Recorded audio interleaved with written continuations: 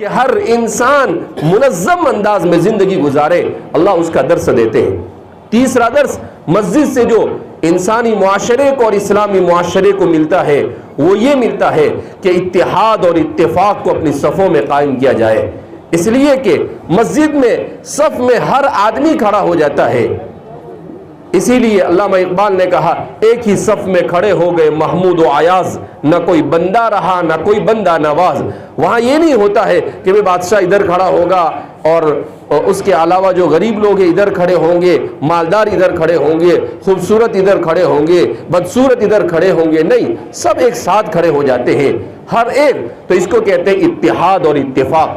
تو مسجد یہ اتحاد اور اتفاق کا درس دیتا ہے۔ تو مسجد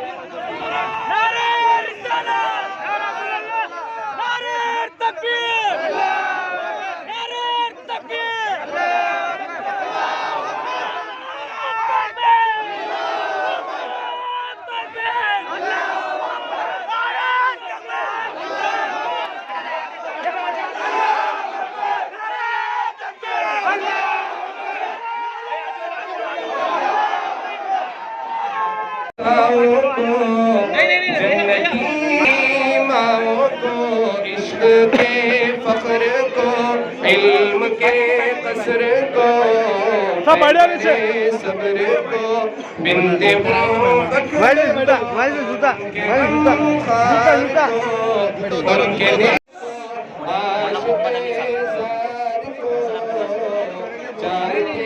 چار کو یعنی ہر یار کو ان کے امت کے رہبر پیدا فرمائے۔ اللہ ہم سب کی نسلوں کے ایمان کے اسلام کے بقا کی شکلیں پیدا فرمائے، اور اللہ تعالیٰ اس مسجد کو اس پورے علاقے کے لیے خصوصاً اس بھارت نگر کے لیے خیر، ہدایت اور برکت کا ذریعہ بنائے۔ دیکھیے ہمارے یہاں کے والوج کے تقریباً 12 ساتھی حضرت رئیس الجامعہ کو دعوت دینے کے لیے عقل کو پہنچے تھے. ناظم صاحب بھی آئے تھے, مولانا ذاکر صاحب بھی آئے تھے, اور حضرت بہت خوش ہوئے اس مسجد کا نام سن کر کے, اس کی تصویر وغیرہ دیکھ کر کے, اور حضرت نے اسی مسجد کے پروگرام میں شریک ہونے کے لیے اپنا پورا سفر ترتیب دیا. ورنہ حضرت کا ادھر کا کوئی سفر طے نہیں تھا, لیکن حضرت نے اسی مسجد کی وجہ سے سفر طے کیا.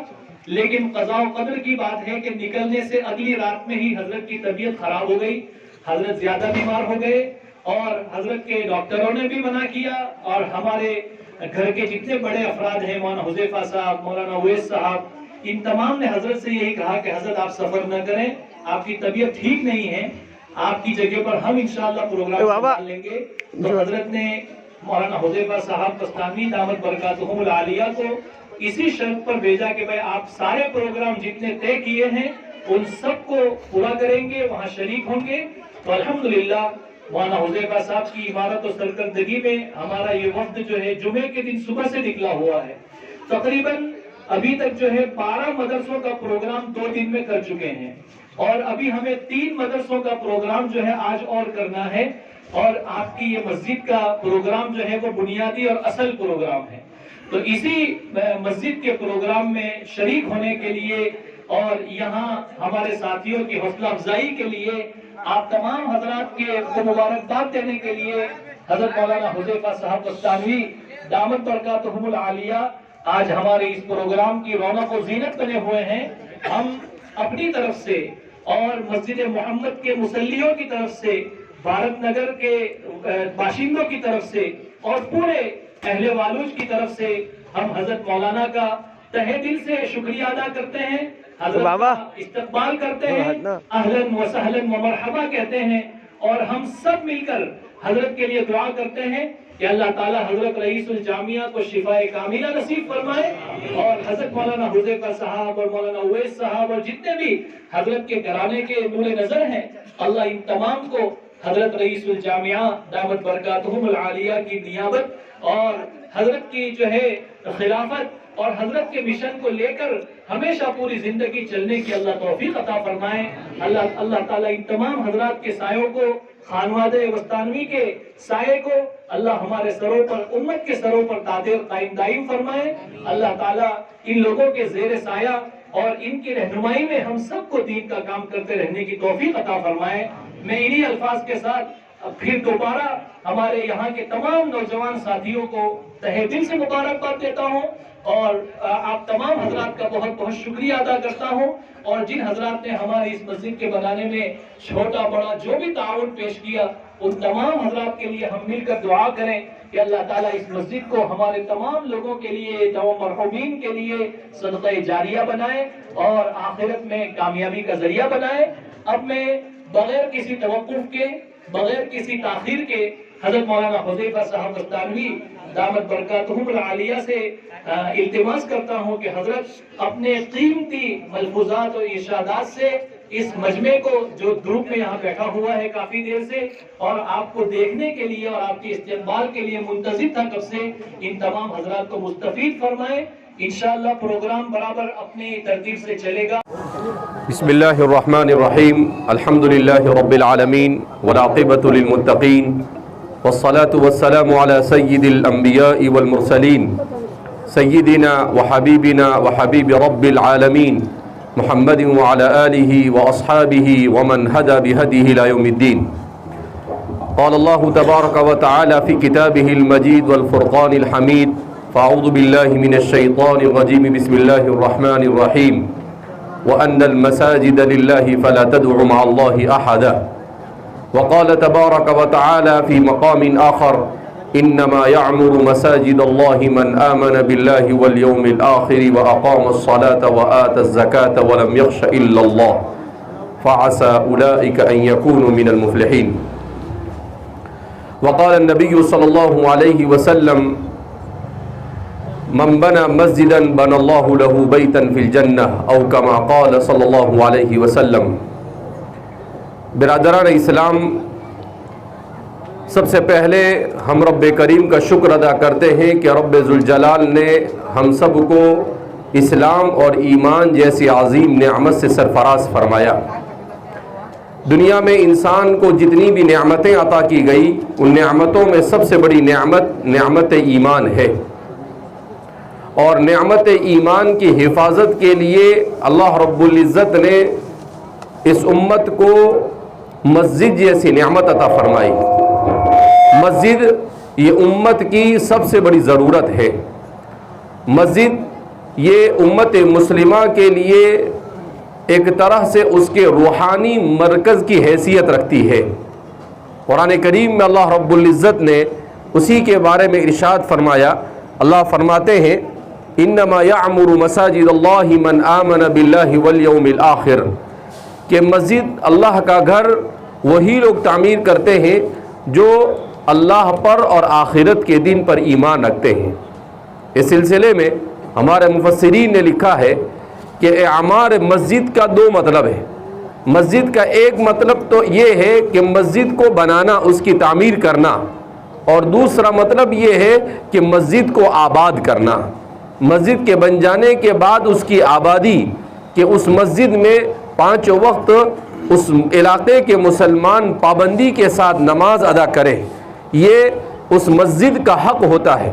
اسی لیے ایک حدیث میں نبی کریم صلی اللہ علیہ وسلم نے ارشاد فرمایا کہ اگر کہیں پر مسجد بنا دی جائے اور اس کے بعد اس مسجد میں لوگ نماز نہ پڑھے تو وہ مسجد اللہ سے شکایت کرتی ہے کہ اے اللہ یہ لوگ تیرے گھر کو آباد نہیں رکھتے ہیں، اے اللہ تو ان کی بستی کو ویران کر دے۔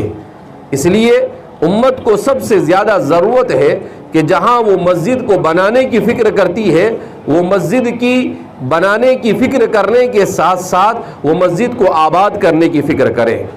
ہم یہ سمجھتے ہیں کہ یہ مسجدیں صرف نماز پڑھنے کے لیے ہیں۔ دیکھا جائے تو یہ مسجد اسلامی تاریخ میں سب سے اہم رول ادا کرتی تھی۔ نبی کریم صلی اللہ علیہ وسلم کے دور مسعود میں مسجد یہی یونیورسٹی اور مدرسہ اور اسکول کی خدمت انجام دیتی تھی۔ رسول اللہ صلی اللہ علیہ وسلم کے زمانے میں مدرسہ صفہ، جہاں سے حضرت ابو ہریرہ، حضرت ابو دردہ، حضرت عبداللہ ابن عمر اور ان جیسے جلیل القدر صحابہ جنہوں نے بعد میں چل کر نبی کریم صلی اللہ علیہ وسلم کے فرامین کو اور پوری شریعت کو امت تک پہنچایا، وہ سب کے سب اسی مسجد سے، مسجد نبوی ہی سے تعلیم حاصل کیے ہوئے تھے۔ اسی لیے بعض کہنے والوں نے بڑی اچھی بات کہی ہے کہ جس مسجد کو ہم صرف عبادت کے لیے سمجھتے ہیں، یہ مسجد مسلمانوں کو بہت سارے اجتماعی امور اور بہت ساری تعلیمات کا درس دیتی ہے۔ اس میں 4 سب سے اہم ترین درس ہے۔ سب سے پہلا درس یہ ہے کہ زندگی میں، انسان کی زندگی میں اور کسی بھی معاشرے کی زندگی میں سب سے زیادہ قیمتی اگر کوئی چیز ہے تو اس کا وقت ہے، اور مساجد میں 5 وقت کی اذان اس کی تعیین کے ساتھ ہوتی ہے، نماز اس کے وقت پر کھڑی کی جاتی ہے۔ یہ امت مسلمہ کو اس بات کا درس دیتی ہے کہ امت کے ہر فرد کو وقت کا اہتمام کرنا چاہیے، اوقات اپنے ہر کام کو اس کی پابندی کے ساتھ اس کے وقت پر انجام دینا چاہیے۔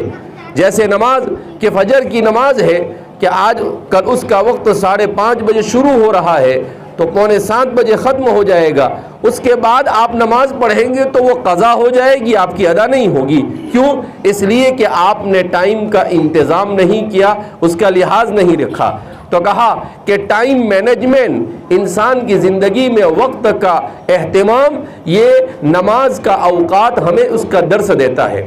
قرآن کریم میں اللہ فرماتے ہیں والعصر ان الانسان لفی خسر، اور زمانے کی قسم، اللہ نے وقت کی قسم کھائی۔ اسی لیے شیخ عبد الفتاح ابو غدہ ہمارے اس آخری دور کے بہت بڑے فقیہ اور محدث گزرے ہیں، وہ فرماتے ہیں کہ وقت یہ انسان کی زندگی میں ایسے ہی ہے جیسے خام مال۔ کیا مطلب؟ کہ انسان اپنی فیکٹری میں اگر کپڑا بنانا چاہتا ہے تو اس کے لیے پہلے اسے مشین کا انتظام کرنا پڑتا ہے، پھر اس کے لیے اسے تاگے کا انتظام کرنا پڑتا ہے، اور اسی تاگے کو خام مال کہیں گے۔ اگر وہ نہیں ہوگا تو کپڑا نہیں بن سکتا ہے۔ اسی طریقے سے اگر وقت کا صحیح استعمال نہ ہو تو انسان کی زندگی کبھی بھی صحیح طریقے سے نہیں گزر سکتی ہے۔ تو سب سے پہلا درس جو مسلمانوں کو ان مسجدوں سے ملتا ہے وہ یہ کہ وہ اپنے وقت کو بیکار چیزوں میں ضائع نہ کریں۔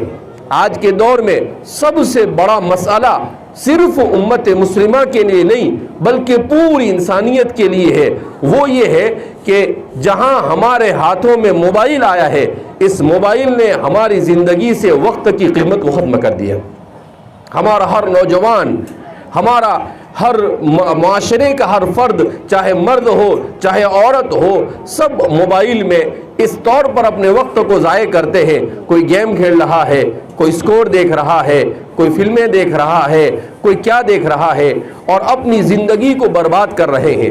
جبکہ حدیث پاک میں نبی کریم صلی اللہ علیہ وسلم نے ارشاد فرمایا لا تزول قدم عبد حتى يسأل عن اربع، کہ قیامت کے دن اللہ کے سامنے ہر شخص کو 4 سوال کے جواب دینے پڑیں گے۔ عن عمرہ فیما افنا، اپنی زندگی کو کہاں پر کھپایا، اچھے کاموں میں کھپایا یا برے کاموں میں کھپایا۔ وعن شبابہ فیما ابلا، اور اپنی جوانی کو خاص طور پر کس چیز میں صرف کیا۔ ہمارا نوجوان اللہ کے رسول صلی اللہ علیہ وسلم کے اس فرامین کو اپنے کانوں سے سنے، دل کے کانوں سے سنے۔ حضور فرماتے ہیں کہ پوری زندگی جس کو 65 سال عمر دی ہوگی اسے پورے 65 سال کا تو سوال ہوگا ہی، مگر خاص طور پر اس کی 15 سال سے لے کر 45 سال تک کی جو زندگی ہے، جو 30 سال ہے، جو زندگی میں شباب کے سال کہے جاتے ہیں، جو نوجوانی کے سال کہے جاتے ہیں، جس میں انسان ہر طرح سے اللہ کی طرف سے قوت سے مالا مال کیا جاتا ہے، اس کا خاص اللہ سوال کرے گا کہ تم نے اپنی جوانی کو کس چیز میں خرچ کیا۔ آج کا 21ویں صدی کا اور 15ویں صدی ہجری کا نوجوان اللہ کے سامنے کیا جواب دے گا؟ وہ یہ کہے گا کہ ہم نے موبائل میں گیم کھیل کر اپنا وقت ضائع کیا، ہم نے ٹک ٹاک پر اپنا وقت ضائع کیا، اور ہم نے فیس بک پر اپنا وقت ضائع کیا۔ میرے بھائیو، دوستوں اور بزرگوں، جو قومیں دنیا میں ترقی کرتی ہے وہ قومیں کبھی بھی اپنے وقت کو ضائع نہیں کرتی ہے۔ ابھی کچھ دنوں پہلے ایک عربی میں نیوز پڑھی میں نے، اس میں آیا کہ اسرائیل میں یہودیوں کے سخت گیر یہودیوں کے ایک محلے میں ایک موبائل کمپنی نے اپنی شاپ رکھی، تو وہاں کے رہنے والوں نے اس کی مخالفت کی، کہا کہ ہمارے یہاں پر موبائل کی دکان نہیں چاہیے۔ تو انہوں نے کہا کیوں، اور حکومت مظاہرہ کیا اور حکومت سے کہا کہ اس کو یہاں سے ہٹایا جائے گا، اس کو ہٹا دیا گیا۔ کہا کیوں؟ کہا اس لیے کہ ہم تعلیم میں اور دنیا میں نئی نئی چیزوں کو ایجاد کرنے کے لیے اپنی نسل کو تیار کر رہے ہیں، ہم موبائل کے ذریعے سے اپنی قوم کو برباد نہیں کر سکتے ہیں، لہذا ہمارے محلے میں یہ موبائل کی دکان نہیں چاہیے، اور یہ کہہ کر وہاں سے موبائل کی دکان کو ہٹا دیا گیا۔ تو ہم یہ سوچتے ہیں کہ ایک چھوٹی سی ریاست، بہت مختصر تعداد میں پائے جانے والے یہود، یہ کیوں آج دنیا میں میڈیا پر ان کا قبضہ ہے، دنیا میں سیاسی لوگوں پر ان کا قبضہ ہے؟ اس لیے کہ وہ اپنے وقت کو ایسی چیزوں میں خرچ کر رہے ہیں جس کی اس وقت انسانوں کو ضرورت ہے۔ اسی لیے آپ دیکھتے ہیں جو لوگ کاشتکاری کرتے ہیں وہ جانتے ہوں گے کہ کاشتکاری میں دنیا میں سب سے آگے کون ہے؟ اسرائیل ہے۔ وہی سب نئی نئی مشین ایجاد کرنا، نئی نئی انداز میں چیزوں کو اگانا، اس میں سب سے آگے وہ ہے۔ لہذا اس لیے ضرورت اس بات کی ہے کہ ہم اپنے وقت کو صحیح طور پر خرچ کریں۔ ہمارا 1 سیکنڈ اور 1 منٹ بھی بیکار چیزوں میں خرچ نہیں ہونا چاہیے۔ دوسرا درس جو مساجد ہمیں دیتی ہے وہ کیا دیتی ہے؟ وہ مسجد ہمیں درس دیتی ہے انتظام اور انصرام کا، کہ منظم انداز میں اپنے ہر کام کو انجام دے۔ اس لیے کہ مسجد میں ہر شخص صف میں منظم انداز میں کھڑا ہوتا ہے۔ جب وہ صف میں منظم انداز میں کھڑا ہوتا ہے تو یہ کہا جا رہا ہے کہ گویا کہ انسان اپنے ہر کام کو سسٹم کے ساتھ کرے، ہر کام کو صحیح ڈھنگ کے ساتھ کرے، اس کے اصول اور طریقے اور ضابطے کے ساتھ کرے۔ ایسا نہیں کہ جہاں جو سمجھ میں آیا کیا۔ کہیں بھی آج ہم لوگ ٹریفک کے اصول کو توڑتے ہیں، جہاں کہیں کچھ ضرورت پیش آئی، سمجھ میں آیا، اپنی گاڑی کو کھڑی کر دیتے ہیں۔ جہاں پر کچھ سمجھ میں آیا ہم تھوکنا شروع کر دیتے ہیں. یہ سارا نظام اس کو پروفیشنلزم کے خلاف کہا جاتا ہے.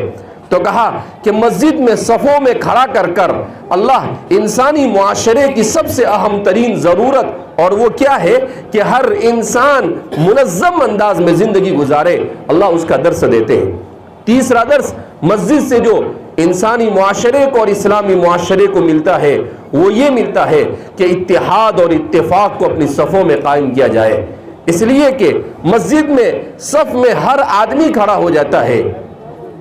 اسی لیے علامہ اقبال نے کہا ایک ہی صف میں کھڑے ہو گئے محمود و ایاز، نہ کوئی بندہ رہا نہ کوئی بندہ نواز. وہاں یہ نہیں ہوتا ہے کہ وہ بادشاہ ادھر کھڑا ہوگا اور اس کے علاوہ جو غریب لوگ ہیں ادھر کھڑے ہوں گے، مالدار ادھر کھڑے ہوں گے، خوبصورت ادھر کھڑے ہوں گے، بدصورت ادھر کھڑے ہوں گے. نہیں، سب ایک ساتھ کھڑے ہو جاتے ہیں ہر ایک. تو اس کو کہتے ہیں اتحاد اور اتفاق. تو مسجد یہ اتحاد اور اتفاق کا درس دیتا ہے. تو مسجد نے ہمیں یہ بات سکھائی. اسی طریقے سے مسجد ہمیں ڈسپلین اور اخلاق کا مظاہرہ کرنے کا سکھاتا ہے. چوتھا درس مسجد کا کیا مطلب کہ ہر چیز کو سسٹم سے کیا جاوے، اخلاق کے ساتھ کیا جاوے. جیسا کہ مسجد میں امام آگے کھڑا ہوتا ہے، مقتدی پیچھے کھڑے ہوتے ہیں، مسجد میں محراب اور مسجد میں ممبر آگے ہوتے ہیں. تو اس کے ذریعے سے ڈسپلین کو سکھایا گیا. مسجد میں شور و غل کو منع کیا گیا کہ کسی قسم کے شور اور غل مسجد میں نہ کرے. تو یہ مسجدیں جن مسجدوں کو صرف ہم نماز پڑھنے کا ذریعہ سمجھتے ہیں، یہ ہمیں اپنی زندگی کو کس طرح سے گزارنا، صبح سے لے کر شام تک اور ولادت سے لے کر موت تک پوری زندگی کو سسٹم کے ساتھ گزارنے کا طریقہ اور سلیقہ سکھا دی ہے. والد صاحب کی طبیعت خراب ہوئی، سانس لینے میں تکلیف ہونے لگی، تو پھر ڈاکٹروں نے بڑی مشکل سے 1-1.5 گھنٹے کے بعد ٹریٹمنٹ کیا تو کچھ طبیعت سنبھلی. لیکن بہرحال ڈاکٹروں نے سختی کے ساتھ منع کیا کہ آپ اس حالت میں سفر کر سکتے نہیں ہے. تو پھر بادل ناخواستہ آپ نے کہا کہ میں نہیں جا سکتا ہوں، آپ چلے جائیے. تو میں والد صاحب کے حکم پر ان کے حکم کی تعمیل کرتے ہوئے آپ کی خدمت میں حاضر ہوا ہوں. والد صاحب وہاں پر ہے مگر روحانی اعتبار سے وہ ہمارے درمیان ہے. تو آپ کی فکر کر رہے ہیں. صبح سے کئی بار فون آ گئے، والوج پہنچے گے نہیں، والوج پہنچے گے نہیں، والوج کا پروگرام ہوا یا نہیں ہوا. تو مسلسل فکر کر رہے ہیں. اللہ رب العزت ان کی فکروں اور ان کے ذہن کے مطابق ہمیں بھی اپنے اس پروگرام میں کامیابی نصیب فرمائے، اور اللہ رب العزت ہم سب کو دین کے ساتھ وابستگی نصیب فرمائے. اور ماشاءاللہ ہمارے اس مجلس میں مولانا فاروق صاحب ہمارے چچا زاد بھائی بھی تشریف لے آئے ہیں. حافظ اسحاق صاحب جامعہ کے نائب رئیس اور ہمارے والد صاحب کے اولین ان لوگوں میں سے جنہوں نے سب سے پہلے جامعہ کے معلم ہونے کا کردار ادا کیا. ابھی 6 مہینے پہلے ان کا انتقال ہو گیا. ہم سب دعا فرمائے اللہ ان کی مغفرت فرمائے اور ان کو جنت میں اعلیٰ مقام نصیب فرمائے. انشاءاللہ مولانا بھی ہمارے سامنے کچھ بات رکھیں گے. بسم اللہ الرحمن الرحیم. کیدہم شیئا صدق العظیم. معزز حاضرین، برادران اسلام، عزیز دوست بزرگوں، ابھی آپ نے حضرت مولانا حذیفہ صاحب کا فکر انگیز خطاب سنا، جس میں ہمیں آپ نے اس بات کی طرف توجہ دلائی کہ اپنی اولاد کی تعلیم اور آج کے اس ماحول میں کیسا ہوگا اور آپ جانتے ہیں کہ قائم کریں، مدارس قائم کریں. میرے عزیز دوست و بزرگوں، یہ کوئی معمولی بات نہیں ہے. اگر ہم نے اس بات کی طرف توجہ نہیں دی تو ظاہر بات ہے ہم جانتے ہیں کہ اس ملک کے حالات کیسے ہیں. اگر ہم وفیت کے ساتھ کام لیں گے تو یقیناً ہمارے لیے، ہماری اولاد کے لیے